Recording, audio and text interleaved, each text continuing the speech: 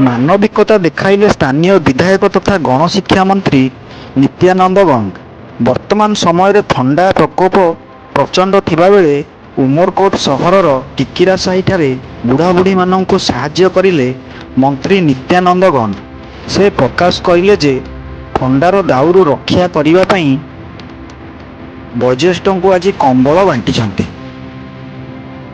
Nabarangpur Pramod Kumar Nandak report, Odisha news. प्रकृत में Umarkot area रे प्रबल थंडा हो ये थंडा दाउरू रक्षा करने अनेक केमती जो माने बुढ़ा बुढ़ी लोक मैंने जो माने अच्छी जो माने असहाय लोक मैंने अच्छी से थंडा दाउरू रक्षा करने आम कंबल बंटन करुचु।